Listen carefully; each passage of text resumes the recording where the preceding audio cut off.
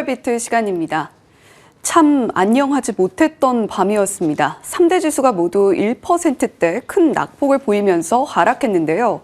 그동안은 기술주가 하락하더라도 경기 순환매 위주로 자금이 돌면서 그럼에도 불구하고 다우존스 지수는 상승 마감하는 모습을 최근 보여왔었는데 다우존스 지수마저도 꺾이면서 지금 뉴욕 증시는 어디서 상승의 동력을 찾아야 될지 굉장히 혼란스러운 모습입니다. 지금 아마존의 실적도 발표가 됐는데 과연 아마존의 실적 발표 이후에 그나마 좀 상승의 동력을 찾아갈 수 있을 것인가 지켜보셔야 되겠고요. 또 오늘 아이렌을 비롯해서 그동안 급등에 많이 나왔던 종목들의 실적도 발표가 되는 만큼 저희 방송과 끝까지 함께 하셔야 되겠습니다. 빅테크주들이 실적을 발표하면 이들의 주가가 오르면서 시장의 분위기도 살아나던 기존의 공식이 더 이상 통하지 않고 있는 요즘입니다. 물론 아마존의 실적 결과를 살펴봐야 되겠지만요. 지금 전반적으로 주식과 원자재, 암호화폐, 위험자산과 안전자산이 함께 빠지는 좀 특이한 현상이 나타나고 있습니다. 시장에 대한 전략, 고민이 되는 시점, 간밤에 시장 상황부터 점검해 보시죠. 3대 지수 일제히 1%대의 마이너스대를 기록하고 있습니다. 오늘도 기술주들의 약세가 이어지면서 나스닥이 1.6%로 가장 큰 이 하락폭을 나타냈고요. S&P 500 지수의 경우 1.2% 빠지면서 정확하게 6,800대 라인에서 거래를 마치고 있습니다. 오늘 은값이 굉장히 큰 폭으로 약세를 보이고 있습니다. 투자 심리가 전반적으로 위축됐던 결정적 요인 가운데 하나이기도 할 텐데 10.7%의 급락세를 보이면서 75달러대 현재 선물 기준으로 움직이고 있고요. 이렇게 은 가격이 내리자 위험 회피 심리가 고조되면서 암호화폐도 급락세를 보이고 있죠. 비트코인의 경우에는 장중 한때 6만 6천 선도 반납을 했습니다. 2024년 10월 이래 최저가를 기록한 수준이고요. 작년 고점 대비했을 때에는 45%의 급락세입니다. 트럼프 효과에 따른 상승분을 전부 반납하는 움직임. 그러자 세계 최대 비트코인 홀더 기업인 스트래티지의 주가도 장중에 15%대의 낙폭을 기록했습니다. 자, 이는 곧 주식에 대한 리스크 애프타이트를 역시나 약화시킨 흐름으로 이해를 해볼 수가 있겠습니다. 어제 실적을 발표했던 퀄컴이 특히나 8% 풀백을 보였고 마이크로소프트와 아마존 등의 주가 역시도 4%대의 마이너스 움직임을 나타냈습니다. 오늘 발표됐던 여러 가지 고용 지표들 역시도 투심을 추가로 위축시켰습니다. 어제 ADP 민간 고용이 생각보다 되게 저조하게 나왔잖아요. 그런데 오늘 발표된 주간 실업보험 청구 건수를 보니까 지금 실업하고 있는 사람들의 숫자가 늘어나고 있는 겁니다. 23만 명을 넘기면서 지난주 대비했을 때 2만 명 넘게 늘었고요. 또 예상치였던 21만 명대도 큰 폭으로 상회를 했습니다. 이렇게 실업자가 늘어나는 가운데에서 기업들은 구인을 더 이상 많이 안 하고 있는 추세도 확인이 됩니다. 노동부가 발표하는 졸지 보고서에 따르면 12월 구인 건수가 654만 명대에 불과했는데 이게 무려 2020년 이후 6년 만에 최저 수준을 가리킨 거고요. 또 시장의 예상치 대비했을 때에도 현저하게 낮았습니다. 그런데 챌린저 그레이가 발표하는 감원 계획은 또 205% 급증을 한 거죠. 10만 8천 명대를 가리키고 있습니다. 전달 대비했을 때 그러니까 3배가량 급증한 수준인 거죠. 사람들이 지금 기업들이 더 많은 해고를 감행할 거라는 계획들도 가지고 있다. 그렇게 된다면 실업자가 늘어날 수도 있다라는 건데 이렇게 실업하는 사람들이 많아지게 된다면 미국 경제를 떠받드는 핵심 축 가운데 하나인 소비가 미래에 줄어들 수 있다라는 면에서 우리가 반드시 주목해 볼 필요가 있겠습니다. 이제 다음 주 11일 지연 발표되는 고용보고서 결과에 더욱더 눈길이 쏠리는 이유입니다. 미국 증시 흔들림이 과연 얼마나 더 장기화될까요? S&P 500 지수에 대한 이 힌트를 좀 얻어보도록 하겠습니다. BTIG가 기술적인 분석을 내놨거든요. 다음 화면을 열어보시면 이 BTIG 분석, 자 지난 10월부터의 S&P 500 지수 차트를 보시면은요, 이때가 10월이거든요. 계속해서 어떤 박스권 구간을 그리고 있는 모습. 그런데 6,800 레벨을 찍었다 오르고 또 찍었다 오르고 하는 패턴이 반복되고 있습니다. 그러니까 S&P 500 지수의 핵심적인 지지 라인이 6,800대에 형성되어 있다는 것이 BTIG의 시각인 거고요. 간밤 조금 아까 살펴봤듯이 S&P 500 지수가 정확하게 6,800선을 터치하면서 마무리가 됐거든요. 그렇다는 면에서 단기적으로 시장이 반등할 가능성이 높아진다라는 시각을 제시하고 있습니다. 그렇다면 어떤 업종이 오르는지가 무엇보다 중요할 텐데 최근 시장에서 나타났던 특징은 필수 소비재, 그러니까 가치주나 방어주 종목들이 많이 올랐잖아요. 그런 것의 리버설, 되돌림이 나타날 가능성을 보고 있습니다. 따라서 최근에 약했던 소프트웨어 주식들이 반등할 가능성, 그리고 필수 소비재 쪽에서 풀백이 나올 가능성, 이렇게 우리가 생각을 해보면 되겠습니다. 그렇다면 비트코인에 대한 코멘트도 조금 확인해보고 가도록 하겠습니다. 지금 너무나 강한 매도세가 나오고 있고요. 보통은 이렇게 매도세가 크게 나오고 나면 그래도 기술적으로 바운스박을 한다라는 시각들이 많이 나오곤 하죠. 저가 매수세가 유입될 거다라는 기대감과 함께 주가가 반등하는 패턴이 보통 우리가 알고 있는 코인의 이 패턴일 텐데 지금 일부 전략가들은 아직까지 바닥이 나오지 않았다라고 경고를 보내고 있습니다. 간밤 10X 리서치가 발간한 보고서를 좀 들여다봤습니다. 그랬더니 비트코인이 여전히 더 큰 하락 구조 안에 놓여 있다고 경고를 하고요. 지금 뚜렷한 촉매가 부재한 가운데 과도한 포지션 누적으로 인해서 하방의 리스크가 높다고 지적을 하고 있습니다. 대규모 오버행, 그러니까 손실 구간 안에 갇혀 있는 ETF 투자자들이 많은데 이들의 평균 매입 단가는 9만 달러 수준으로 책정이 되어 있다라는 겁니다. 비슷한 현상이 이더리움에서도 나타나고 있는데 이더리움 ETF 투자자들의 평균 매입가 지금 한 31% 정도의 손실을 보고 있다. 이런 계산이 가능하겠습니다. 이렇게 비트코인과 이더리움의 매도세가 촉발됐던 결정적인 최근의 계기 몇 가지가 있는데요. 지난 수요일 베센트 장관이 청문회에서 미국 재무부는 암호화폐를 매입할 권한이 없다고 얘기를 했죠. 그러니까 우리는 암호화폐를 구제할 의사가 없음을 시사한 것이 되겠고요. 마이클 버리 역시도 대규모 가치 파괴로 이어지는 죽음의 나선이 촉발될 가능성이 있다. 만약에 암호화폐 가격이 계속해서 빠진다면 말이죠. 그리고 케빈 러시의 연준 의장 지명 역시도 암호화폐 시장에 호키시한 시그널을 보내고 있는 것으로 풀이가 되고 있습니다. 계속해서 가격 흐름을 주시해 봐야 되겠고요. 소프트웨어 이슈 한 가지 있어서 가지고 왔습니다. 엔스로픽, 최근에 소프트웨어주 급락을 트리거했던 바로 그 회사가 엔스로픽일 텐데 새로운 툴을 또 공개했습니다. 클로드 오퍼스 4.6이라는 서비스일 텐데요. 금융과 지식노동에 특화된 새로운 AI 모델, 우리의 그 어떠한 모델보다도 가장 강력한 모델이다라는 것이 사측의 설명입니다. 기업의 재무자료, 규제 공시, 그리고 시장 데이터 분석 기능까지도 탑재가 되어 있다라고 하고요. 복잡한 업무 처리 능력이 많이 개선된 한편 한 번에 처리 가능한 데이터의 규모 역시도 확대가 됐습니다. 기존에는 사람이 며칠씩 걸려서 수행을 해야 되던 업무를 이제 한 번에 AI가 할 수 있다라는 면에서 주목을 해볼 필요가 있겠고요. 이 뉴스를 소화하면서 그동안 좀 빠졌던 소프트웨어 관련주들의 급락세는 오늘도 이어졌습니다.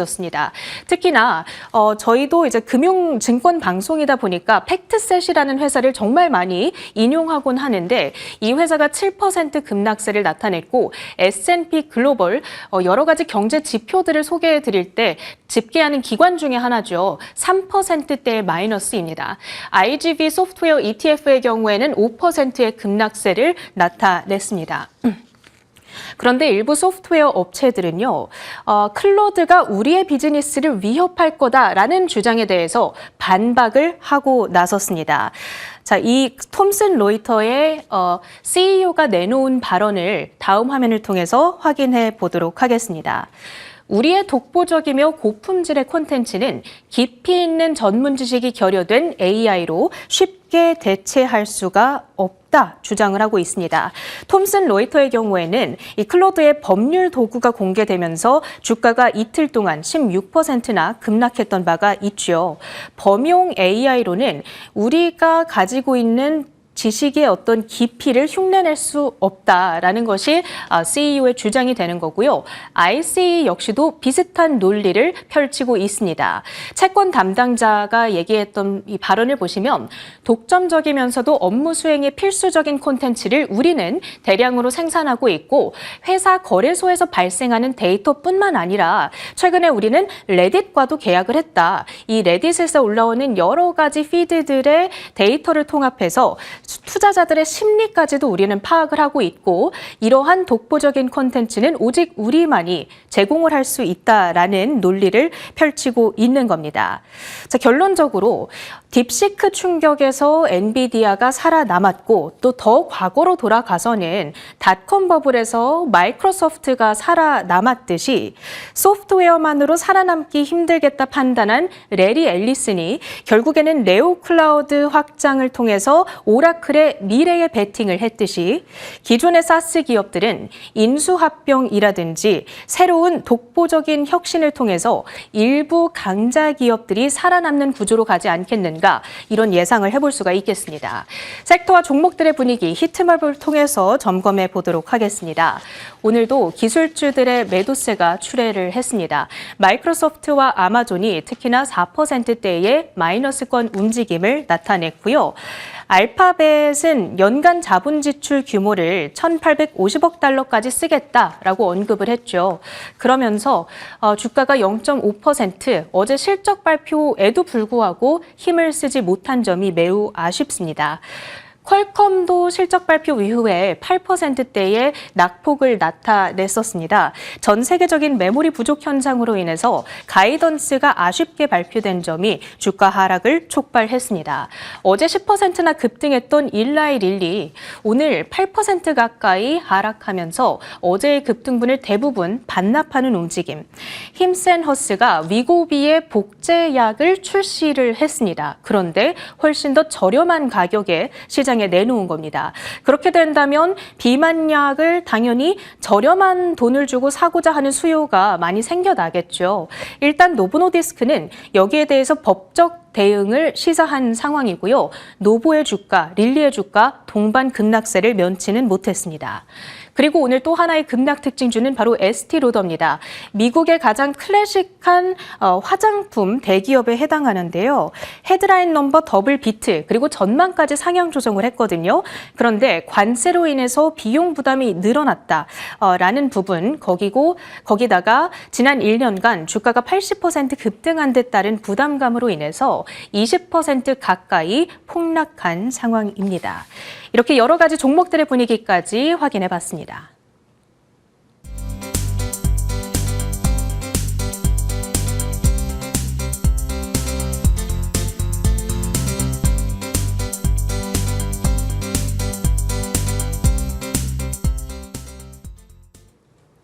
글로벌 비트 헤드라인입니다.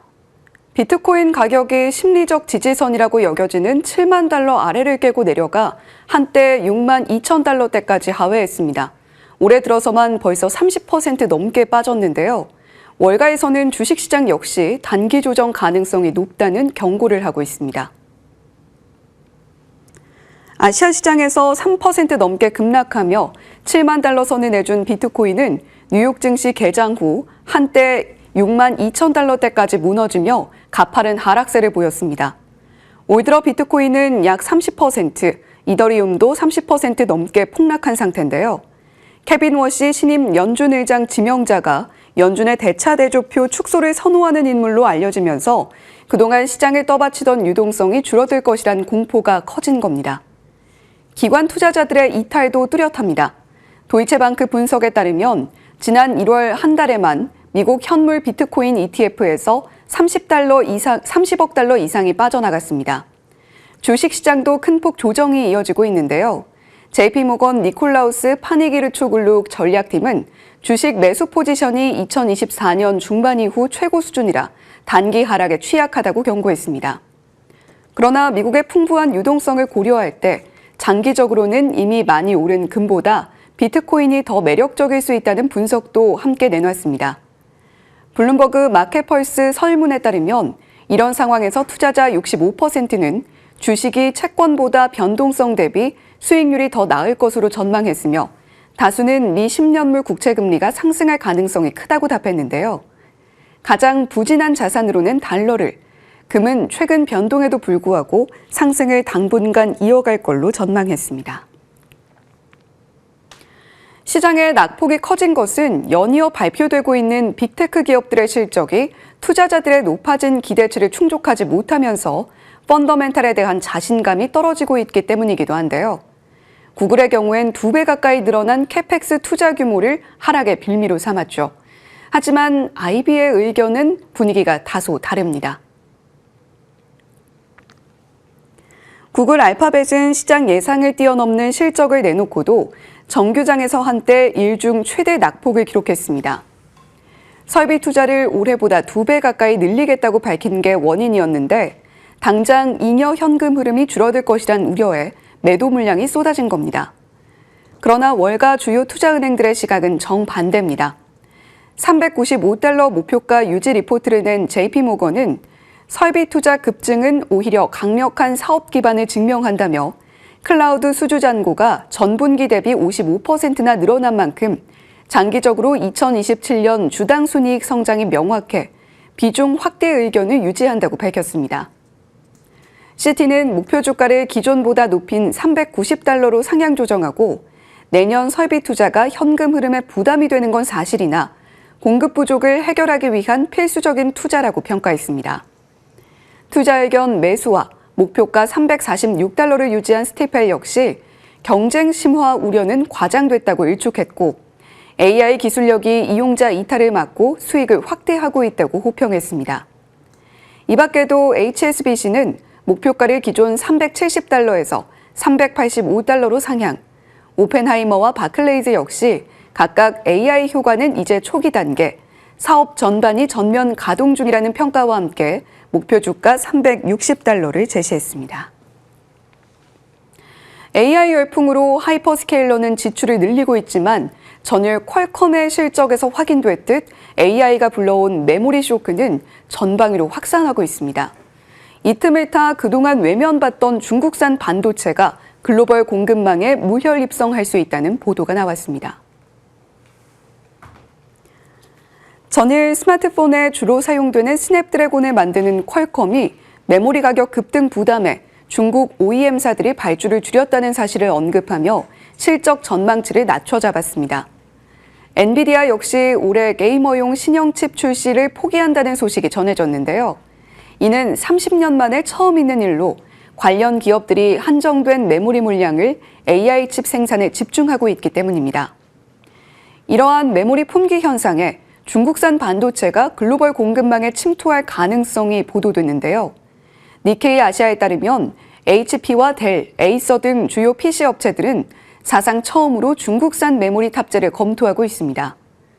HP는 이미 중국 창신 메모리 제품에 대한 품질 테스트에 착수했고 델 역시 내년까지 이어질 가격 폭등에 대비해 중국산 부품 도입을 저울질하고 있는 것으로 알려졌습니다. 그동안 기업들은 미중 갈등 탓에 중국산 반도체 사용을 꺼려왔지만 비용 절감과 물량 확보를 위해 중국 기업에 손을 내밀고 있는 겁니다. 업계에서는 이번 메모리 대란이 창신 메모리나 YMTC, 창장 춘추와 같은 중국 후발주자들에게는 글로벌 시장 깊숙이 침투할 수 있는 결정적인 기회가 되고 있다는 분석이 나옵니다. 온라인 헬스케어 플랫폼 힘스앤허스가 노보노디스크의 위고비 알약 버전 복제약을 반값 수준의 파격적인 가격에 출시한다고 밝혔습니다. 노보노디스크는 즉각 가짜약이라며 법적 대응을 예고했는데요. 여기에 트럼프 대통령까지 직접 약값 잡기에 나섰습니다. 힘스앤허스가 노보노디스크의 위고비 경구형 버전 복제약을 출시한다고 밝혔습니다. 가격은 첫 달 기준 월 49달러, 우리 돈 약 6만 8천 원에 불과하고 5개월 구독 시 월 99달러 수준인데요. 노보노디스크는 즉각 성명을 내고 해당 제품은 승인받지 않은 검증되지 않은 가짜라고 맹비난하며 환자의 안전을 위협하는 불법 대량 조제에 대해 강력한 법적, 규제적 조치를 취하겠다고 경고했습니다. 한편 트럼프 행정부도 오늘 트럼프 RX라는 새로운 플랫폼의 공식 출시를 예고했는데요. 이 플랫폼은 환자가 보험 없이 제조사로부터 직접 현금으로 약을 구매할 수 있는 직거래 사이트로 최소 16개 제약사가 참여합니다. 젯바운드, 위고비와 같은 비만 치료제는 월 149달러, 암제 내 고지혈증 치료제인 리페사는 239달러 등의 구매가 가능합니다. 그러나 전문가들은 실제 약값 인하 효과가 제한적이라고 지적하는데요. 고공제 환자나 보험 미적용 환자에게는 도움이 될 수 있지만 이미 공제액을 충족한 보험 가입자들에게는 오히려 더 비쌀 수 있다는 겁니다. 네, 오늘도 실적 발표 이후의 분위기가 그다지 좋지는 않습니다. 아마존, 어퍼, 마이랜까지 실적 발표 이후 주가가 하락하고 있고요. 사이버 보안 관련 기업인 포티넷만 주가가 실적 발표 이후 오르고 있습니다. 자세한 내용들 이어지는 시간을 통해서 좀 더 자세하게 확인해 보시기 바랍니다. 글로벌 비트 헤드라인이었습니다.